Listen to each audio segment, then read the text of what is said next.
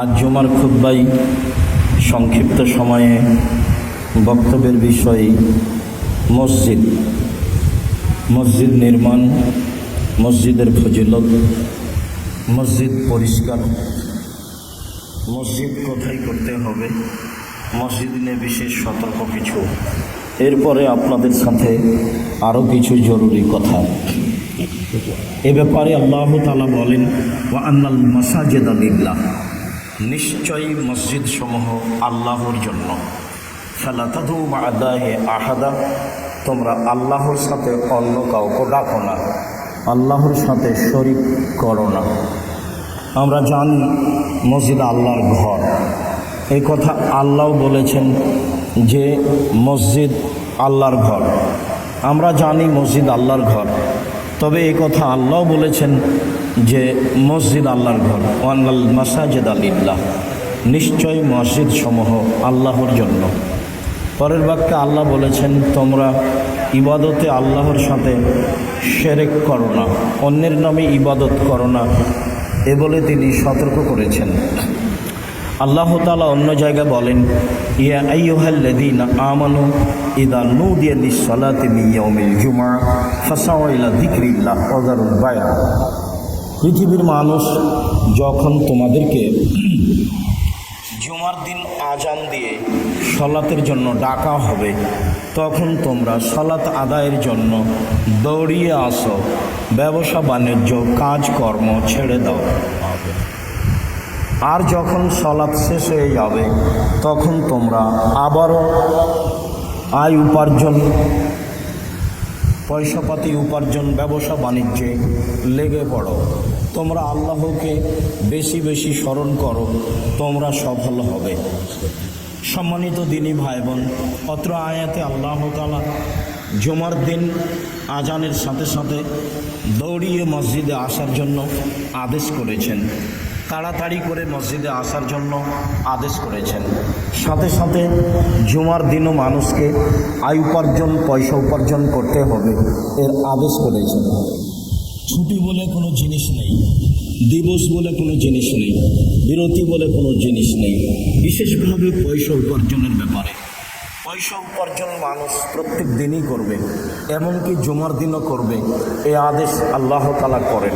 আমরা বিভিন্ন দিনে বলেছি যে পিতা যতদিন পর্যন্ত নিজে পয়সা উপার্জন করতে পারবেন, ততদিন পর্যন্ত নিজ উপার্জনই খাবেন। যখন তিনি অসহায় হয়ে পড়বেন, তখন তিনি ছেলের উপার্জনের দিকে লক্ষ্য করবেন, সেইটা ভিন্ন কথা। যদিও আল্লাহর নবী বলেছেন যে সন্তান এবং সন্তানের অর্থ সম্পদ সবই পিতার জন্য, সন্তান এবং সন্তানের অর্থ সম্পদ সবটুকুই পিতার জন্য। অর্থাৎ পিতা ছেলের সন্তান ভোগ করতে পারে, এতে কোনো সমস্যা নেই। তবে আয়াত প্রমাণ করে যে সবাইকেই পয়সা উপার্জন করতে হবে, এ কথাই ঠিক, জুমার দিনও করতে হবে। বলছিলাম মসজিদ। আব্দুল্লাহ ইবনে আব্বাস রাদিয়াল্লাহু তাআলা আনহু বলেন, লাম্মা দাখাল রাসূলুল্লাহ সাল্লাল্লাহু আলাইহি ওয়াসাল্লাম বাইতা, যেদিন আল্লাহর নবী কাবা ঘরে প্রবেশ করলেন প্রথম, মদিনা থেকে এসে যুদ্ধের পরে, মক্কা বিজয়ের পরে যখন তিনি কাবা ঘরে প্রবেশ করলেন, ভিতরে ঢুকলেন, ওয়ালাম ইউসাল্লি, তিনি ভিতরে সালাত আদায় করলেন না, হাত্তা খারাজা মিনহু, বের হওয়া পর্যন্ত। ফালাম্মা খারাজা সাল্লা রাকাতাইনি, যখন তিনি মসজিদ থেকে বের হলেন, তখন তিনি 2 রাকাত সালাত আদায় করলেন কাবা ঘরকে সামনে রেখে, আর বললেন এটাই হলো কেবলা। সারা পৃথিবীর মানুষকে কাবা ঘরের দিকে মুখ করে সালাত আদায় করতে হবে। সারা পৃথিবীর মানুষের কেবলা হলো কাবা ঘর। এ আদেশ রাসূল সাল্লাল্লাহু আলাইহি সাল্লাম করলেন, যা আল্লাহ তাআলা করেছেন। আব্দুল্লাহ ইবনে উমর রাদিয়াল্লাহু তাআলা আনহু বলেন,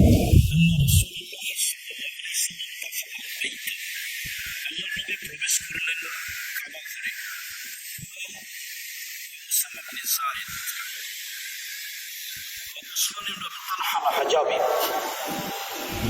বেলাল ইবনে রাবাহা ফাগলাকাহা আলাইহি ওয়া মাকাসা ফিহা। ফাসাউতু বেলালান মা সানা রাসূলুল্লাহ সাল্লাল্লাহু আলাইহি সাল্লাম ফিয়া। আল্লাহর নবী যেদিন সর্বপ্রথম কাবা ঘরের ভিতরে ঢুকলেন, ঢোকার সময় তার সাথে ছিলেন ওসামা ইবনে যায়েদ, তার সাথে ছিলেন উসমান ইবনে আবি তালহা আল হাজাবি, তার সাথে ছিলেন বেলাল ইবনে রাবাহ।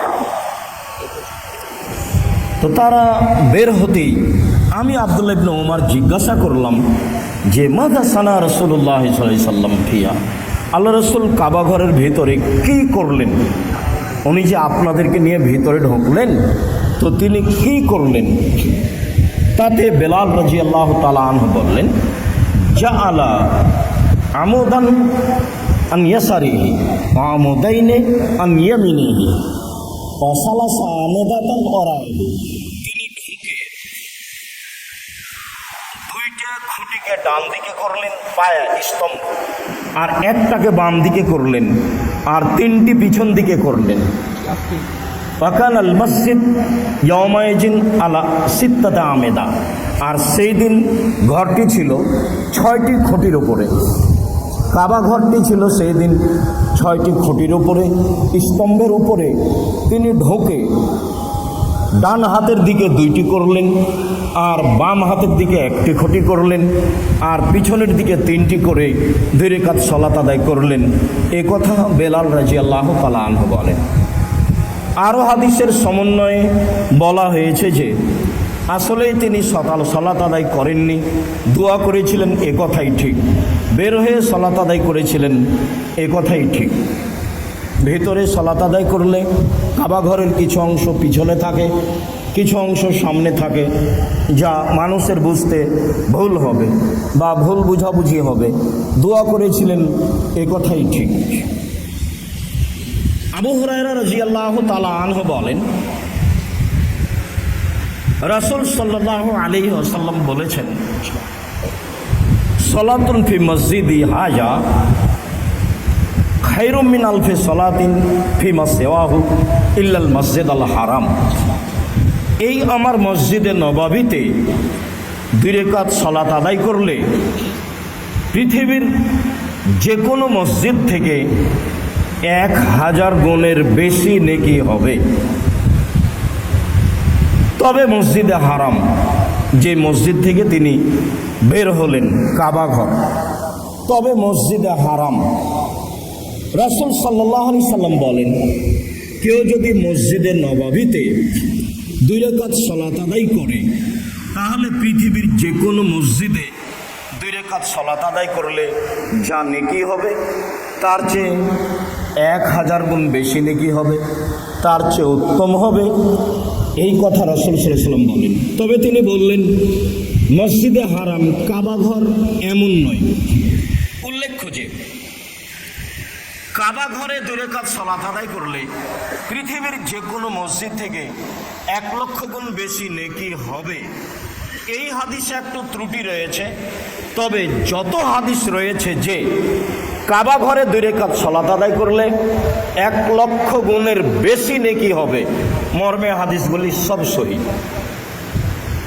কাবা ঘরে 2 রাকাত সালাত আদায় করলে পৃথিবীর যে কোনো মসজিদে 2 রাকাত সালাত আদায় করলে যা নেকি হবে, তার চেয়ে 1 লক্ষ গুণের বেশি হবে। মসজিদে নববীতে 1000 গুণ বেশি বা 1000 গুণের চেয়ে বেশি, আর কাবা ঘরে 1 লক্ষ গুণের বেশি। রাসূল সাল্লাল্লাহু আলাইহি সাল্লাম আব্দে মানাবকে বলেন, লা তামনা আহাদান আয়াতুফা বিহাজাল বাইত ওয়া সাল্লা আয়াতা সাতিন শামিনাল লাইলি ওয়ান নাহার। পৃথিবীর মানুষ, কুরাইশ বংশ আব্দে মানাফেরা শোনো, পৃথিবীর মানুষ কাবা ঘরে এসে সালাত আদায় করবে, তওয়াফ করবে, তোমরা নিষেধ করবে না। 24 ঘন্টা 24 ঘন্টা সালাত চলে কাবা ঘরে, 24 ঘন্টা তওয়াফ চলে কাবা ঘরে। কাবা ঘরে এমন একটি ঘর যেখানে নিষিদ্ধ সময় নেই।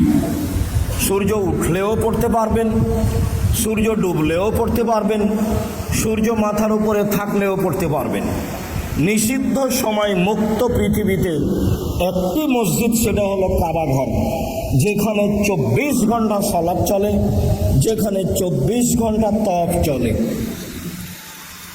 যদিও এখানে কথা বলার নেই, তবুও যারা হজ সফরে যায়, আমার অনুমান, আমার তদন্ত, 1999 জন মানুষের হজ হয় না।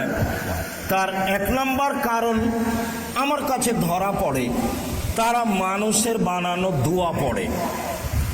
2 নম্বর কারণ নিজের ইচ্ছে মতো অনির্ধারিত জায়গায় এহরাম বাঁধে, রাসূলের সুন্নাত মতো হজ পালন করে না, মুআল্লিমের মুখ থেকে শুনে এমন কিছু করলেও চলবে, যার কারণে তাদের হজ কবুল হওয়ার বিষয়টি অনেক দূরে থেকে যায়।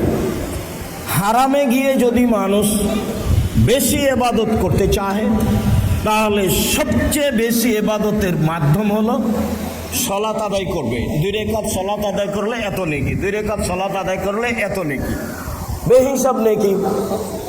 আরেকটা মাধ্যম হলো তওয়াফ। আল্লাহ নবী বলেছেন, কাবা ঘর তওয়াফ করলে পা উঠালে 10 নেকি লিখা হয়, আর 10টা পাপ মিটিয়ে দেওয়া হয়। নামালে 10 নেকি লিখা হয়, 10টা পাপ মিটিয়ে দেওয়া হয়। আর রুকনে ইয়ামানি থেকে কালো পাথর হাজরে আসওয়াদ পর্যন্ত গেলে সব পাপকে মুছে দেওয়া হয়। তার নাম তওয়াফ। হজ সফরে গিয়ে ব্যতিক্রম ইবাদত হলো তওয়াফ। হজ সফরে গিয়ে দ্বিতীয় স্তরের সবচেয়ে বেশি নেকির মাধ্যম তওয়াফ। অবশ্যই তওয়াফে কথা বলা থেকে বিরত থাকতে হবে। আহাল পরিবার নিয়ে, স্ত্রী বন্ধু বান্ধব নিয়ে ছবি তোলা তো বহু দূরের কথা, মজাক গল্প করা তো বহু দূরের কথা। আল্লাহর নবী তওয়াফকে সালাত বলেছেন, তাতে তিনি বলেছেন কথা বললে কল্যাণমূলক কথা বলতে হবে, অপ্রয়োজনীয় কথা বলা যাবে না, অপবিত্র অবস্থায় তওয়াফ করা যায় না, অজুবিহীন তওয়াফ করা যায় না। কাজেই যারা হজ উমরায় যায় তাদের কাবা ঘরকে, তওয়াফকে মূল্যায়ন করা উচিত। বলছিলাম, আবু হুরায়রা রাদিয়াল্লাহু তাআলা আনহু বলেন, রাসূল সাল্লাল্লাহু আলাইহি সাল্লাম বলেছেন, মা বাইনা বাইতি ও মিম্বারি রাওজাতুল মিন রিয়াজিল জান্নাহ ও মিম্বারি আলা হাউজি। আমার ঘর থেকে আমার মিম্বার পর্যন্ত এই জায়গাটুকু হলো জান্নাতের একটি অংশ। হাদিস বুখারী মুসলিম। আমার ঘর থেকে নিয়ে আমার মিম্বার পর্যন্ত, যে ঘরে আয়েশা রাদিয়াল্লাহু তাআলা আনহা থাকতেন, যে ঘরে তিনি থাকতেন, তিনি বলছেন আমার ঘর থেকে নিয়ে আমার এই মিম্বার পর্যন্ত এইটুকু হলো জান্নাতের একটি অংশ। এ কথার অর্থ এই নয় যে সেখানে সালাত আদায় করলে বেশি নেকি হবে। এ কথার অর্থ এই নয় যে সেখানে ভিন্ন ধরনের কার্পেট দিয়ে রাখতে হবে। এ কথার অর্থ এই নয় যে সেখানে সরকারিভাবে সালাতের ব্যবস্থা করতে হবে। এগুলো একটাও শরীয়ত সম্মত নয়। মসজিদে নববীর যতদূর পর্যন্ত এরিয়া দেওয়া আছে, এরিয়াতে প্রবেশ করে 2 রাকাত সালাত আদায় করলে জানে কি হবে, রাওজাতুম মিন রিয়াজিল জান্নাতে 2 রাকাত সালাত আদায় করলে তাই নেকি হবে। কেউ যদি বলে যে 1 নেকি বেশি হবে, তাহলে সে মিথ্যা কথা বলেছে। আর এমন আশা নিয়ে কেউ যদি সেখানে 2 রাকাত সালাত আদায় করলে, তাহলে সে বিদআত হবে এবং তার আর কোনো ইবাদত কবুল হবে না, যা রাসূল সাল্লাল্লাহু আলাইহি সাল্লাম বলেছেন। এ কথাই ঠিক। তবে এইটুকু তিনি জান্নাতের একটি অংশ বললেন, এর অর্থ কি? এর অর্থ মানুষ জানে না, এ কথাই ঠিক। আয়াত যেমন অস্পষ্ট আছে, যাকে বলা হয় মুতাশাবিহাত, হাদিসের অনেক অংশ অস্পষ্ট আছে, যাকে বলা যায় হাদিস মুতাশাবিহাত, অস্পষ্ট অর্থ। যেমন আল্লাহ রাসূল বলেন, এই যে ওহুদ, ওহুদ আমাদের ভালোবাসে, আমরা ওহুদকে ভালোবাসি। তো ওহুদ তো জড় বস্তু, ওহুদ আমাকে কি ভালোবাসবে, আর আমি বা তাকে কি ভালোবাসব?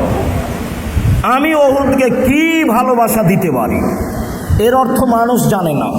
ঠিক এই রাওজাতুম মিন রিয়াজিল জান্নাতের অর্থ কি তা মানুষ জানে না।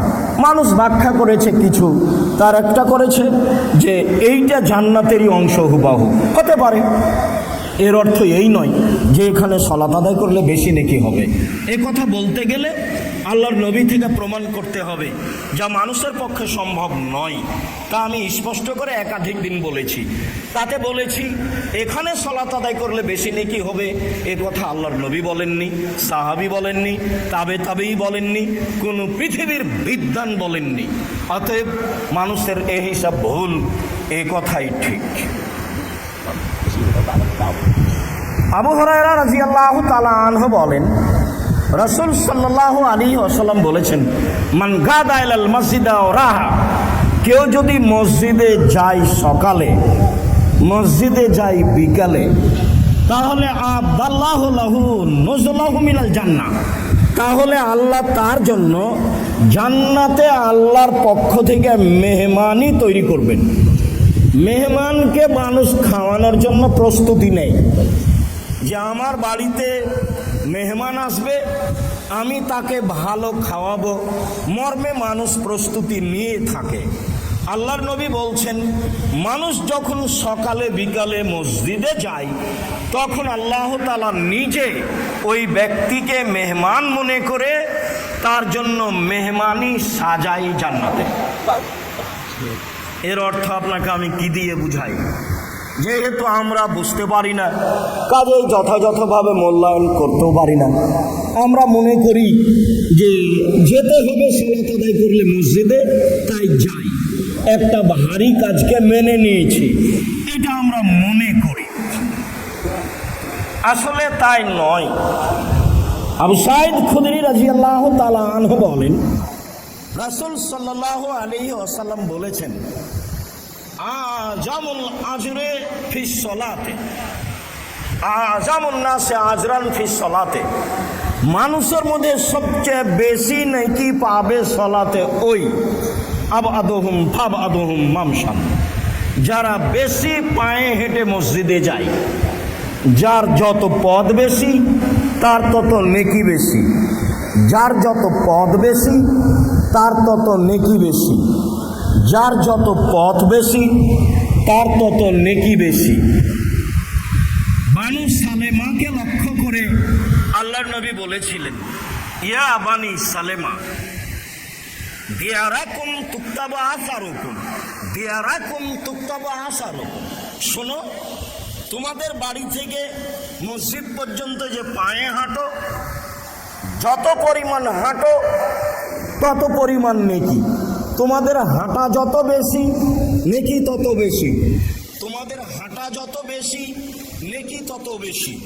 অতএব মসজিদের পাশে বাড়ি করতে হবে, যেই সিদ্ধান্ত নিয়েছো সেই সিদ্ধান্ত থেকে ফিরে আসো, যেখানে বাড়ি আছে সেখানেই থাক, বেশি নেকি পাবা।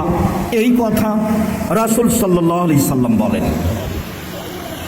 উমামা বাহিলি রাদিয়াল্লাহু তাআলা আনহু বলেন, রাসূল সাল্লাল্লাহু আলাইহি ওয়াসাল্লাম বলেছেন, সালাসাতুন কুল্লুহুম জামিলুন আলাল্লাহ, তিন শ্রেণীর মানুষ আল্লাহর জিম্মেদারিতে থাকে, তার দেখাশোনা আল্লাহ তাআলা করেন। তিন শ্রেণীর মানুষ আল্লাহর জিম্মেদারিতে থাকে, তার দেখাশোনা আল্লাহ তাআলা করেন। এক, খারাজা গাজিয়ান ফি সাবিলিল্লাহ, যে ব্যক্তি আল্লাহর পথে যুদ্ধ করার জন্য বের হয়, ফাওয়া দামিনুন আলাল্লাহ, সে আল্লাহর জিম্মেদারিতে থাকে। হাত্তা ইয়াতাওয়াফাহু ফাইদখিলাহুল জান্নাহ, তাতে যদি তার মরণ হয়ে যায় আল্লাহ তাকে জান্নাত দিয়ে দিবেন। বের হয়েছে আল্লাহর পথে, মরণ হয়ে গেলে ও জান্নাতে যাবে, এই কথা আল্লাহ রাসূল বলেন। তারপরে বলেন, ওয়ায়ারুদ্দাহু, যদি আল্লাহ তাকে ফিরিয়ে দেয় তাহলে ফারাজা বে আজরিন ও গানিমা, ফিরে আসবে অনেক নেকি নিয়ে, গানিমাত অর্থ সম্পদ নিয়ে, ফিরে আসবে অনেক নেকি নিয়ে, অর্থ সম্পদ নিয়ে। এরপরে তিনি বললেন, ওমান খারাজা ইলাল মসজিদ ফাহুয়া দামিনুন আল্লাহ, যেই ব্যক্তি মসজিদে সালাত আদায়ের জন্য বের হয়ে যায় ও আল্লাহর জিম্মেদারিতে থাকে। আপনি সালাত আদায়ের জন্য মসজিদে যাবেন বলে বের হয়েছেন, তো এখন আপনি আল্লাহর জিম্মায় রয়েছেন। হাত্তা ইয়াতাওয়াফাহু ফাইদখিলাহুল জান্নাহ, আসতে যেতে যদি মারা যান তাহলে আল্লাহ জান্নাতে দিয়ে দিবেন। আসতে যেতে মসজিদে যদি মারা যান তাহলে আল্লাহ জান্নাতে দিয়ে দিবেন। আর যদি আল্লাহ বাড়ি পর্যন্ত ফিরিয়ে দেন তাহলে বেআজির লঙ্কা নিমা, অনেক নেকি নিয়ে ফিরবেন, অনেক কল্যাণ নিয়ে ফিরবেন, অনেক নেকি নিয়ে ফিরবেন, অনেক কল্যাণ নিয়ে ফিরবেন। এ কথা মুহাম্মদ সাল্লাল্লাহু আলাইহি সাল্লাম বলেন। তিনি আরো বলেন, ওমান দাখালা বাইতাহু বেসালামিন ফাহুয়া যামিনুন আল্লাহে, যে ব্যক্তি সালাম দিয়ে বাড়িতে প্রবেশ করে সেও আল্লাহর জিম্মেদারিতে থাকে। যে ব্যক্তি সালাম দিয়ে বাড়িতে প্রবেশ করে সেও আল্লাহর জিম্মেদারিতে থাকে। যে ব্যক্তি সালাম দিয়ে বাড়িতে প্রবেশ করে সেও আল্লাহর জিম্মেদারিতে থাকে। জরুরি কথা যে যারা আমরা এখানে আছি, ছাত্র শিক্ষক, আরও এলাকার জনগণ, দূর দূরান্ত থেকে যারা এসেছি, সবার নিকটে জরুরি অনুরোধ যে রাসূল সাল্লাল্লাহু আলাইহি সাল্লামের এই কথাটি পালন করো, তো অবশ্যই সালাম দিয়ে বাড়িতে প্রবেশ করতে হবে। তাহলে আপনার জিম্মেদারি নিয়ে নেবেন আল্লাহ, আর আপনার পরিবার নিরাপদে থাকবে। এই কথা রাসূল সাল্লাল্লাহু আলাইহি সাল্লাম বলেন। আবু সাঈদ খুদরি রাদিয়াল্লাহু তাআলা আনহু বলেন, উমামা বাহিলি রাদিয়াল্লাহু তাআলা আনহু বলেন, রাসূল সাল্লাল্লাহু আলাইহি সাল্লাম বলেছেন, মান খারাজা ইলাল মসজিদ মুতাতাহহিরান, কেউ যদি বাড়িতে ওযু করে মসজিদে যায়, কেউ যদি বাড়িতে ওযু করে মসজিদে যায়, তাহলে আল্লাহ রাসূল বলছেন, ফাজরহু আজরুল হাজ্জিল মুহরিম, এহরাম বেঁধে হজ করলে জানে কি হয় সেই নেকি হয়। তো অনেক বড় হয়ে গেল। কেউ যদি বাড়ি থেকে ওযু করে মসজিদে যায় তাহলে এহরাম বেঁধে হজ করলে যে নেকি হয় সেই নেকি হয়। জাবের রাদিয়াল্লাহু তাআলা আনহু বলেন, ইয়াতিয়ান নবী সাল্লাল্লাহু আলাইহি ওয়াসাল্লাম মসজিদ কুবাইন কুল্লা সাবতিন মাশান রাকিবান ফাইসাল্লি ফি রাকাতাইনে, আল্লাহর নবী মসজিদে নববী থেকে পায়ে হেঁটে বাহনে উঠে সপ্তাহে একদিন মসজিদে কোবা যেতেন, গিয়ে 2 রাকাত সালাত আদায় করতেন। আল্লাহর নবী মসজিদে নববী হতে 3 কিলোমিটার দূরে প্রায় পায়ে হেঁটে এবং বাহনে উঠে সপ্তাহে একদিন মসজিদে কোবায় যেতেন, গিয়ে 2 রাকাত সালাত আদায় করতেন। রাসূল সাল্লাল্লাহু আলাইহি সাল্লাম বলেন, মান তাতাহহারা ফি বাইতিহি, কেউ যদি বাড়িতে ওযু করে, সুমাতা মসজিদা কোবা, তারপরে যদি মসজিদে কোবায় আসে, ও সাল্লা 2 রাকাত সালাত আদায় করে, ফা আজরুহু আজরুল উমরা, তাহলে তার নেকি হবে উমরার নেকি। উমরা করলে, টাকা পয়সা খরচ করে কাবা ঘরে উমরা করলে জানে কি হয়, বাড়ি থেকে ওযু করে মসজিদে কোবায় গেলে এবং 2 রাকাত সালাত আদায় করলে তাই নেকি হয়। এই কথা মুহাম্মদ সাল্লাল্লাহু আলাইহি সাল্লাম বলেন। বিষয়টি ভালো বুঝেছি বলে আমরা আশা করছি। আবু সাঈদ খুদরি রাদিয়াল্লাহু তাআলা আনহু বলেন, রাসূল সাল্লাল্লাহু আলাইহি সাল্লাম বলেছেন, লা তুশাদ্দ এলার রেহাল ইল্লা সালাসা মাসাজিদা, সফর করা যায় না 3টি মসজিদ ব্যতীত, জরুরি ছাড়া, শিক্ষা ছাড়া, আকীদাগত ছাড়া, নিজের পাড়ার মসজিদ ছেড়ে অন্য মসজিদে যাওয়া যায় না, তবে 3টি মসজিদ। হ্যাঁ, যদি পাশের মসজিদে শিরক বেদাত হয় অন্য জায়গায় যাবেন। হ্যাঁ, অন্য কোনো খুতবা শোনার জন্য, জানার জন্য অন্য কোথাও যাবেন, সেইটা ভিন্ন কথা। এমনিতেই 3টে মসজিদ ছাড়া সফর চলে না। একটা হচ্ছে মসজিদে হারাম, একটা হচ্ছে আমার এই মসজিদ, আর একটা হচ্ছে বাইতুল মুকাদ্দাস। এই 3টি মসজিদের সফর চলে। মসজিদের বিবরণ আপনার সামনে সংক্ষিপ্তভাবে পেশ করছিলাম। সম্মানিত দিনী ভাই বোন, অবশ্যই আপনারা মসজিদের ফজিলত, পায়ে হেঁটে গেলে কি হবে তা বুঝতে পেরেছেন। বিষয়টি স্পষ্ট হলে ওইভাবে ওযু করে মসজিদে আসার চেষ্টা করবেন। আল্লাহ নবী যা বলেছেন তা আমার আপনার জন্য হবে ইনশাআল্লাহ, হবেই হবে। আল্লাহুম্মা সাল্লি আলাইহি আল্লাহুম্মা বারিক আলাইহি। আলহামদুলিল্লাহ ওয়াহদা ওয়াসসালাতু ওয়াসসালামু আলা মান লা নাবিয়্যা বা'দা। মসজিদ পরিষ্কার পরিচ্ছন্নতা। আয়েশা রাদিয়াল্লাহু তাআলা আনহা বলেন, আমার রাসূলুল্লাহ সাল্লাল্লাহু আলাইহি সাল্লাম বিবিনাইল মসজিদ ফিদ দূরে ওয়া ইউনাজ্জাফা ওয়া ইউতাতাইয়াবা, আদেশ করলেন পৃথিবীর মানুষ তোমরা পাড়ায় পাড়ায় মসজিদ নির্মাণ করো, অক্তিয়া মসজিদ। পৃথিবীর মানুষ তোমরা পাড়ায় পাড়ায় মসজিদ নির্মাণ করো, অক্তিয়া মসজিদ। মসজিদ খুব সুন্দর করে ঝকঝকে করে পরিষ্কার রাখো এবং তা সুগন্ধিপূর্ণ করে রাখো, এ আদেশ রাসূল সাল্লাল্লাহু আলাইহি ওয়াসাল্লাম করেন। মাওলানা আব্দুল্লাহিল কাফি আল কুরাইশি রাহিমাহুল্লাহ টাঙ্গাইল বল্লাই প্রায় 9টা মসজিদ, যদিচ সেখানে জুমা চলতো কিছু কিছু, সবকে এক জায়গায় করেছিলেন। একটা মসজিদ সেই সময়ে সাড়া দেয়নি, বাকি সবাই সাড়া দিয়েছিল। আজও দূর দূরান্ত থেকে মানুষেরা সেখানে এসে মসজিদে সালাত আদায় করে। আমি জামিয়া সালাফিয়ার সুবাদে, জামিয়া সালাফিয়ার সুবিধে আমি ভোগ করি, এ কথা ঠিক নয়। আমি জামিয়া সালাফিয়ার কোনো সুবিধা ভোগ করি না। জামিয়া সালাফিয়া একসঙ্গে খেলে আমি তার টাকা দিয়ে দিই। যদি বলি তো জামিয়া সালাফিয়ার চোখে দেখে পাড়ার লোক, এলাকার লোক। জামিয়া সালাফিয়ার সালাত আদায় করে এসে এলাকার লোক। জামিয়া সালাফিয়ার জন্য বাড়ি ভাড়া দিয়ে সুবিধা ভোগ করছে, ছেলে মেয়েকে পড়ানোর সুবিধায় এলাকার লোক। বেশি দামে জমি বিক্রি করে সুবিধা ভোগ করছে এলাকার লোক। দোকানপাট তৈরি করে সুবিধা ভোগ করছে এলাকার লোক। তবে একথা ঠিক যে মানুষ মানুষের উপকার করলে মানুষ উচিত শিক্ষা দেয়, মানে উল্টা শিক্ষা দেয়। এটা স্বাভাবিক, এটা আমি মনে করে নিয়ে সামনের দিকে আগাই। যার কারণে আপনি কি করছেন তা কোনোদিন তুলে দেখিনি। আজকে এখানে মসজিদে জুমার খুতবা চালু হবে। চালু হওয়ার সুবাদে আমি সবাইকে দাওয়াত দেওয়ার জন্য বলেছি। প্রথমে মসজিদ চালু করব মনে করেছিলাম ওই চিকন রাস্তার ওই পাশে কিছু জমি আছে সেখানে। তারপরে মনে করেছিলাম যেখানে কবরস্থান আছে কবরগুলি সরিয়ে দিয়ে সেখানে। তারপরে মনে করেছিলাম এইখানে যেখানে পুকুর ছিল সেখানে। ঘুরতে ঘুরতে তাকদির বশত মসজিদ নির্মাণ হলো এখানে। আমি কোথায় মসজিদ নির্মাণ করব এইটা চূড়ান্ত সিদ্ধান্ত নিনি।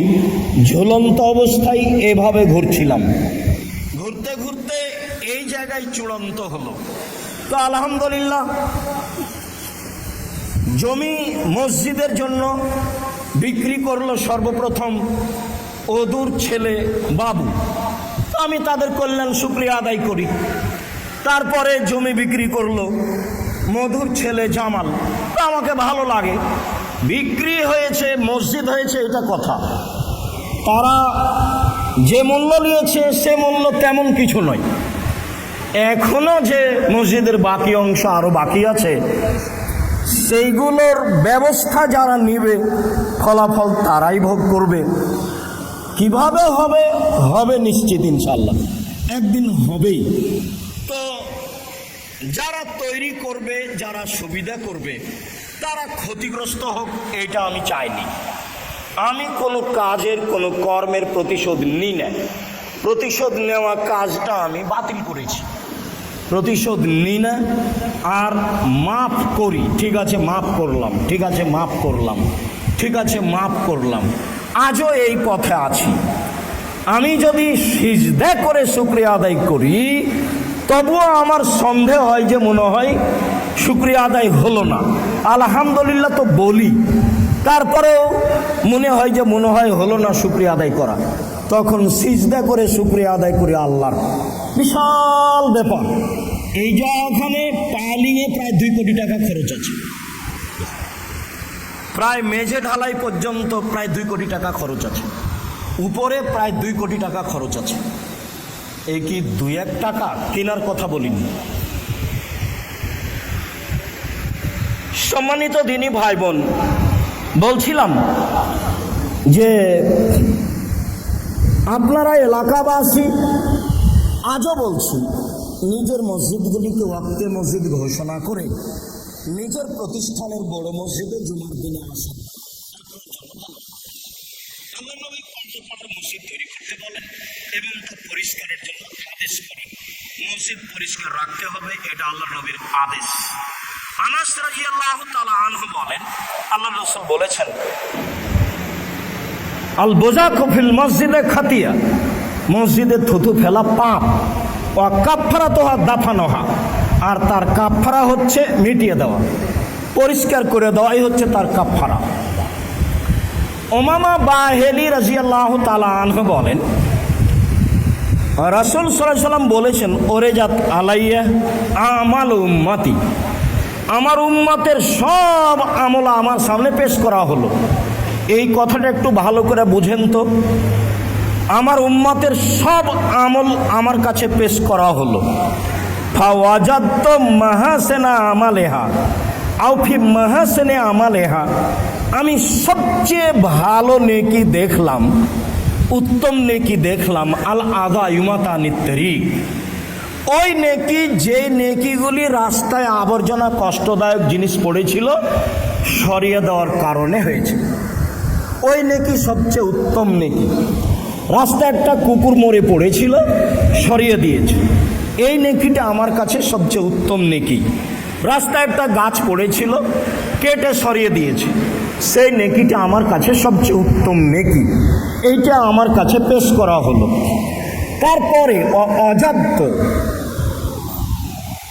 মাসাবি আমালি, আমার উম্মতের সবচেয়ে যেটা খারাপ নেকি পেলাম সেটা হলো এই, আন-নুখাতু ফিল মসজিদ, আন-নুখাতু তাকুনু ফিল মসজিদ ওয়ালা তুদফান, মসজিদে শিকান, মসজিদে ময়লা পড়ে আছে, তা পরিষ্কার করা হলো না।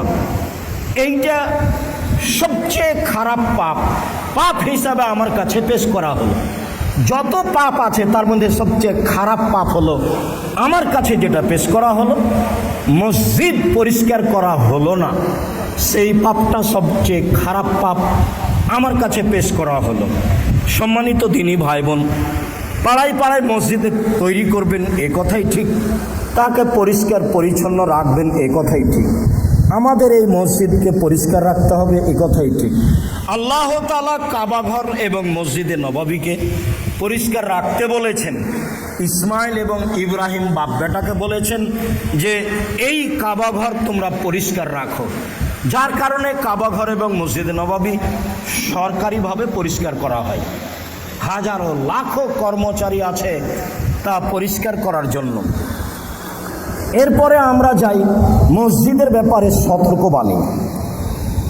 আয়েশা রাদিয়াল্লাহু তাআলা আনহা বলেন, লানাল্লাহু তাআলা আল-ইয়াহুদ ওয়ান নাসারা আল্লাযী ইত্তাখাযু কুবুর আনবিয়াহিমুল মাসাজিদ, ইহুদি খ্রিস্টানের উপরে আল্লাহ অভিশাপ করেছেন। কেন? তারা কবরকে মসজিদে পরিণত করেছে। ইহুদি খ্রিস্টানের উপরে আল্লাহ অভিশাপ করেছেন। কেন? তারা কবরকে মসজিদে পরিণত করেছে। জুনদাব রাদিয়াল্লাহু তাআলা আনহু বলেন, আমি রাসূল সাল্লাল্লাহু আলাইহি সাল্লামকে বলতে শুনেছি, আল্লাহ রাসূল বললেন, শোনো, ইন্না মান কানু ক্বাবলাকুম কানু ইয়াত্তাখিযুনা কুবুর আনবিয়াহিম ওয়াস-সালিহিন মাসজিদান, পূর্বের মানুষেরা নবীর কবরকে এবং সৎ মানুষের কবরকে মসজিদ তৈরি করত।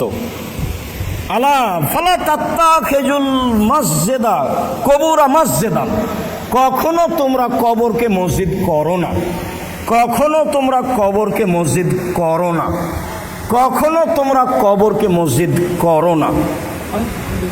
আবু হুরায়রা রাদিয়াল্লাহু তাআলা আনহু বলেন, রাসূল সাল্লাল্লাহু আলাইহি সাল্লাম বলেছেন, লা তাজালু কবরি ওয়াসানান ইউবাদু, আমার কবরকে ইবাদতের জায়গা করো না, আমার কবরকে ইবাদতের জায়গা করো না।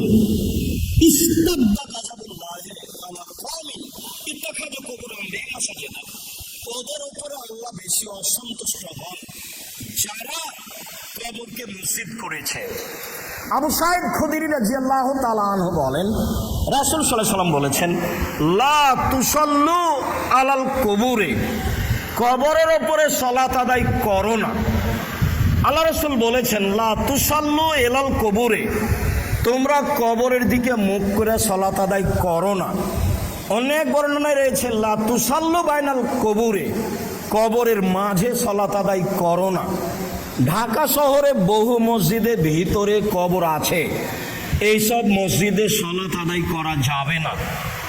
মসজিদের ডানে বামে পূর্ব পশ্চিমে কবর থাকলে সেই মসজিদে সালাত আদায় করা যাবে না। ঢাকা শহরের শত শত মসজিদে সালাত আদায় করা যাবে না মর্মে সারা পৃথিবীর মানুষকে সতর্ক ও সাবধান থাকা উচিত।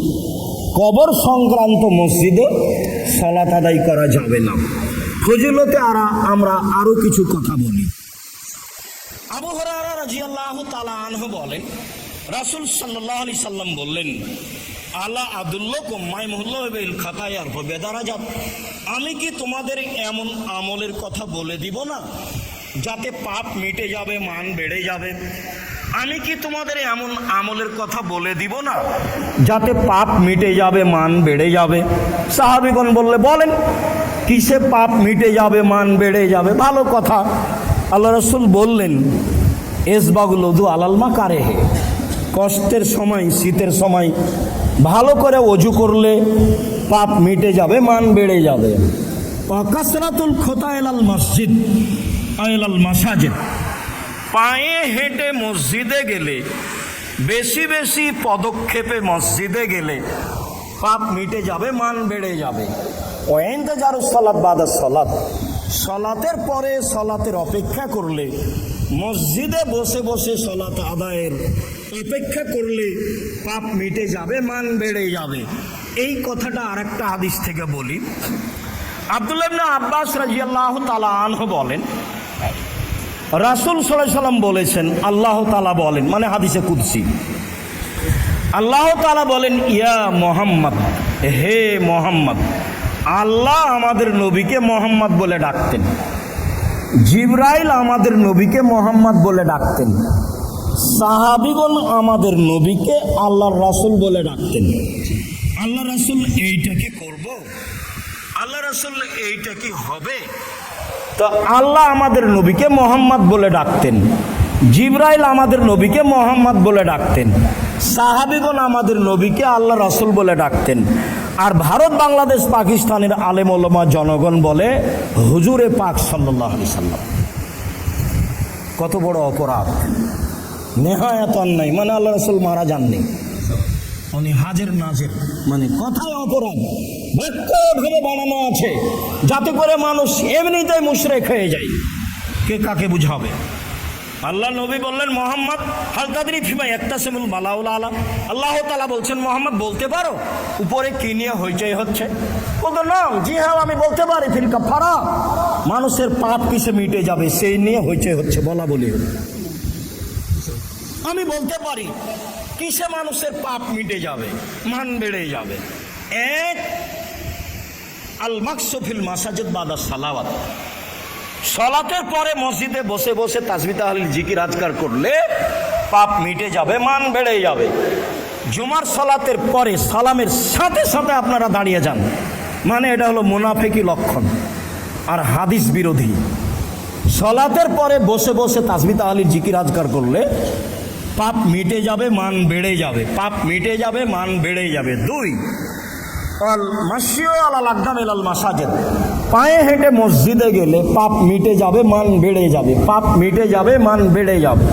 তিন, এবলাগুল ওযু আলাল মাকারিহি, কষ্টের সময় ভালো করা, ইসবাগুল ওযু, কষ্টের সময় ভালো করে ওযু করলে পাপ মিটে যাবে, মান বেড়ে যাবে। শীতের সময় ভালো করে ওযু করলে পাপ মিটে যাবে, মান বেড়ে যাবে। এইটুকু বলার পর আল্লাহ রাসূল বলছেন, মান ফালা হাযা আশাবে খায়রিন ওয়া মাতাবে খায়রিন, এমন যে করলো তার মরে যাওয়া ভালো, তার বেঁচে থাকা ভালো। এমন যে করলো তার মরে যাওয়া ভালো, তার বেঁচে থাকা ভালো। এমন যে করলো তার মরে যাওয়া ভালো, বেঁচে থাকা ভালো। ওয়া কানা মিন খাতিতে কায়মিন ওয়ালাদাত উম্মুহু, তারপর লোকটা হয়ে গেল সেই দিনের মতো যেদিন তার মা তাকে জন্ম দিয়েছে, নিষ্পাপ হয়ে গেল। তারপর লোকটি হয়ে গেল সেই দিনের মতো যেদিন তার মা তাকে জন্ম দিয়েছে, নিষ্পাপ হয়ে গেল। পায়ে হেঁটে মসজিদে গেলে মানুষ নিষ্পাপ হয়ে যায়, সুন্দর করে ওযু করলে মানুষ নিষ্পাপ হয়ে যায়, মসজিদে বসে বসে তাসবিহ তাহলিল জিকির আজকার করলে মানুষ নিষ্পাপ হয়ে যায়, যা রাসূল সাল্লাল্লাহু আলাইহি সাল্লাম বলেন। আল্লাহ রাসূল আরও বলেন যে আমাকে আল্লাহ বলেন, মোহাম্মদ যখন আপনি সালাত আদায় করবেন তখন এই দোয়াটা পড়বেন, আল্লাহুম্মা ইন্নী আসআলুকা ফিআল খায়রাতি ওয়া তারকাল মুনকারাতি ওয়া হুব্বাল মাসাকিন। আল্লাহ তোমার কাছে আজ চাচ্ছি আমি ভালো কাজ করতে, মন্দ কাজ ছাড়তে। তোমার কাছে চাচ্ছি আমি ভালো কাজ করতে, মন্দ কাজ ছাড়তে। আর তোমার কাছে চাচ্ছি আমি ফকির মিসকিনের ভালোবাসা, আমি যেন ফকির মিসকিনকে হেয় তুচ্ছ না করি, তাকে খাবার দিই। তোমার কাছে চাচ্ছি আমি ভালো কাজ করতে, মন্দ কাজ ছাড়তে। তোমার কাছে চাচ্ছি আমি ফকির মিসকিনকে ভালোবাসতে। এগুলো তুমি আমার ভিতরে করে দাও। আর যদি তুমি সমাজে ফিতনা দিতে চাও তাহলে আমাকে সমাজ থেকে তুলে নেওয়ার পরে ফিতনা দিও। এই দোয়া রাসূল সাল্লাল্লাহু আলাইহি সাল্লাম আল্লাহ তাআলা আমার নবীকে শিখিয়ে দিলেন যে আপনি এইটা সালাতে বলবেন। সম্মানিত দিনী ভাই বোন, আরও সতর্ক যে রাসূল সাল্লাল্লাহু আলাইহি সাল্লাম বললেন, মান সামিয়া রাজুলান মিনকুম ইয়ানশুদু জাল্লাতান ফালইয়াকুল লা রাদাল্লাহ ফাইনাল মাসাজিদ লাম তুবরা লিহাজা। কেউ যদি শুনে যে হারানো জিনিস মসজিদে খুঁজছে তাহলে সে যেন উত্তরে বলে আল্লাহ যেন তাকে জিনিসটা ফেরত না দেয়। হারানো জিনিস মসজিদে খোঁজা নিষেধ, হারানো জিনিস মসজিদে খোঁজা নিষেধ।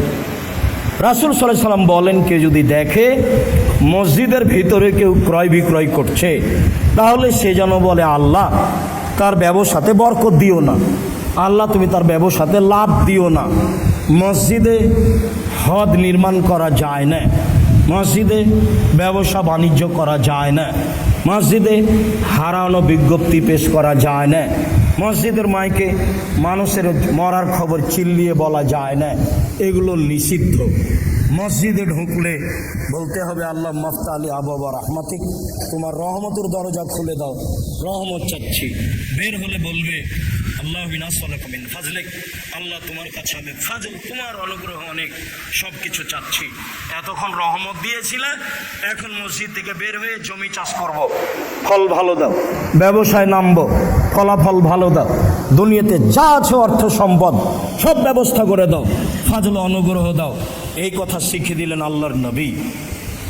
তবে আল্লাহর নবী মসজিদে ঢুকলে তিনি নিজে এ কথা বলতেন, আউযু বিল্লাহিল আযীম বিওয়াজহিল কারীম ওয়া সুলতানিহিল কাদিম মিনাশ শাইতানির রাজিম। মহান আল্লাহর কাছে আশ্রয় চাচ্ছি, মহান আল্লাহর সম্মানিত মুখের মাধ্যমে আশ্রয় চাচ্ছি, সর্বশক্তিমান পুরাতন ক্ষমতাধর আল্লাহর কাছে আশ্রয় চাচ্ছি, মিনাশ শয়তানির রাজিম, বিতাড়িত শয়তান হতে। শয়তান আপনার স্পষ্ট শত্রু। এই কথা বলে যদি কেউ মসজিদে প্রবেশ করে তাহলে শয়তান তার ক্ষতি করতে পারবে না। এই কথা মুহাম্মদ সাল্লাল্লাহু আলাইহি সাল্লাম বলেন। আলোচনার শেষে এসে আরেকটি জরুরি কথা, রাসূল সাল্লাল্লাহু আলাইহি সাল্লাম বলেন, ইজা দাখালা আহাদুকুমুল মসজিদ ফালিসাল্লির কাতান কাবলা ইয়াজলিসা, তোমাদের কোনো ব্যক্তি মসজিদে ঢুকে যেন আগে 2 রাকাত সালাত আদায় করে। এই ছেলে বসো, তোমরা যারা বড় ছেলে, ওই ছেলেগুলো ছোট ছেলেগুলো ওদের তো বুঝ নাই, ওরা দৌড়িয়ে বেড়াচ্ছে, এটা তোমরা দেখো না কেন? আর যেই ছেলেগুলো মাঠে দৌড়াচ্ছে এগুলো যদি আপনাদের ছেলে হয় তাহলে আপনাদেরও ভুল, আর যদি আপনাদের না হয় তাহলে আমার ভুল। আমি তো আপনাদের বলেছি বাসা ভাড়া নিয়ে থাকিয়েন না, বাসা ভাড়া নিলে আপনার লস, আপনার বউয়ের লস, আপনার ছেলে মেয়ের লস। আপনার বউ ছেলে মেয়ে কন্ট্রোল করতে পারবে না, এটা ভুল হিসাব। আপনি থাকেন সৌদি আরবের, এখানে বউ ছেলে কন্ট্রোল করবে মানে ভুল হিসাব। আপনার স্ত্রী বাজার করে বেড়ায়, ছেলে মেয়ে কন্ট্রোল করতে পারবে, অতি সহজ ব্যাপার। ইহুদিদের কাছে শয়তানের কোনো কাজ নেই, ওরা জাহান্নামে যাবে। খ্রিস্টানের কাছে শয়তানের কোনো কাজ নেই, ওরা জাহান্নামে যাবে। হিন্দুদের কাছে শয়তানের কোনো কাজ নাই, ওরা জাহান্নামে যাবে। যারা আকীদায় শিয়া তাদের কাছে শয়তানের কোনো কাজ নাই, তারা জাহান্নামে যাবে। যারা আকীদায় কাদিয়ানি তারা জাহান্নামে যাবে, তাদের কাছে কোনো কাজ নাই। তাহলে তো সারা পৃথিবীর কোটি কোটি মানুষ গেল যাদের কাছে শয়তানের কোনো কাজ নেই। আর যারা স্কুল কলেজে আছে দিনরাত পাপ করে বেড়াচ্ছে, পড়াই ধর্ম নিয়ে চিন্তা করে না, তাদের কাছে শয়তানের কাজ নেই। তো শয়তানের তো কাজ আছে সব মাদ্রাসাতে, জামিয়ায়। কেননা শয়তান তো এখানে এসে আছে। আপনি শয়তান দেখতে পেলে অজ্ঞান হয়ে যেতেন, এত শয়তান কিভাবে ছোটাছুটি করে। তো আপনি তো দেখতে পাচ্ছেন না। একে যদি একক তো সলাত আদায় না করাতে পারে, এটা তার সফলতা। খুতবার সময় যদি এদিক ওদিক নিয়ে যেতে পারে, এটাই তার সফলতা। তো এইটুকু আমাকে বুঝতে হবে, জামিয়া সালাফের শিক্ষক মণ্ডলীকে বুঝতে হবে, আপনাকে বুঝতে হবে। সম্মানিত দিনী ভাই বোন, মসজিদে ঢুকে 2 রাকাত সলাত আদায় করতে হবে বাধ্য। উল্লেখ্য যে মসজিদের 2 রাকাত সলাত আদায়ের জন্য নিষিদ্ধ সময় নেই। জুমার খুতবা চলাকালীন কেউ যদি ঢোকে, তবুও তাকে 2 রাকাত সলাত আদায় করতে হবে, তারপরে বসবে। এটা হলো মসজিদের হক, এটা আল্লাহর হক, এটা আল্লাহর ঘর। এখন আল্লাহর ঘরে বসবেন তো অনুমতি কিভাবে নেবেন? আল্লাহকে গিয়ে বলবেন যে আমি কি বসতে পারি? এটি কোনো পথ আছে? পথ কি? 2 রাকাত সলাত আদায় করবেন, এটাই পথ, এটাই পদ্ধতি। 2 রাকাত সলাত আদায় করে বসেন, এটাই পদ্ধতি। তাহলে মসজিদের হক আদায় করলেন।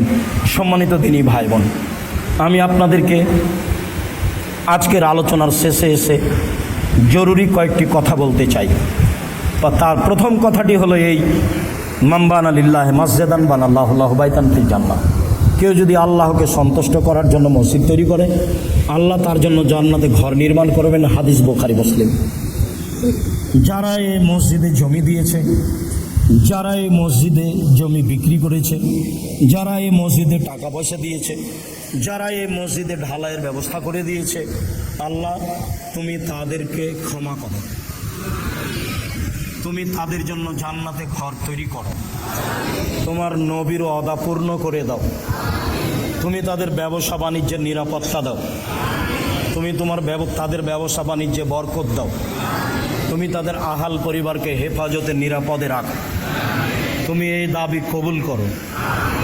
পরের কথা, এলাকাবাসী গ্রামবাসী যারা এসেছেন ভালো, আপনাদের মসজিদ আপনারা এসেছেন। যারা আসেনি, আল্লাহ তুমি তাদের পথ সহজ করে দাও, তারা যেন সহজেই আসতে পারে। মনে কিছু কষ্ট থাকলেও, মনে কিছু ব্যথা থাকলেও, ব্যথা ভুলে গিয়ে কষ্ট হিসাব না করে নিজের মসজিদ, নিজের প্রতিষ্ঠান, জামিয়া সালাফের প্রতিষ্ঠান, জামিয়া সালাফে আপনার প্রতিষ্ঠান, জামিয়া সালাফের মসজিদ নিজের মনে করে তারা যেন এই মসজিদে আসতে পারে, এই সুযোগ তুমি করে দাও। এলাকাবাসীর মুখ তুমি এই জামিয়া সালাফের দিকে করে দাও, তারা যেন এই জামিয়া সালাফিকে অন্তর থেকে ভালোবাসতে পারে। শেষে আরও 2টি কথা। তার প্রথম কথাটি হলো এই যে অবশ্যই একটু জামিয়া সালাফের জন্য দোয়া করবেন। যখন নিজের জন্য দোয়া করেন, নিজের জন্য, ছেলে মেয়ের জন্য, তখন একটু বলবেন আল্লাহ তুমি জামিয়া সালাফে কবুল করো। এইটুকু আমার দাবি, এই দাবিটুকু পূর্ণ করবেন। যারা আমার সামনে আছেন তারা, যারা অনলাইনের সময়ে জানতে পারবেন তারা, পৃথিবীর যে কোনো প্রান্ত থেকে এখন অনলাইনে আছেন তারা, সকল দিনী ভাই বোনকে আমি আন্তরিকভাবে অনুরোধ জানাচ্ছি, আপনারা একটু আপনাদের দোয়ার সাথে এই কথাটা সামিল করে নেবেন, আল্লাহ তুমি জামিয়া সালাফিকে কবুল করো, আল্লাহ তুমি এই বাইতুল হাম জামি মসজিদকে কবুল করো। এই বাইতুল হাম জামি মসজিদে কোনো সমস্যা থাকলে সেটা তুমি দূর করে দাও।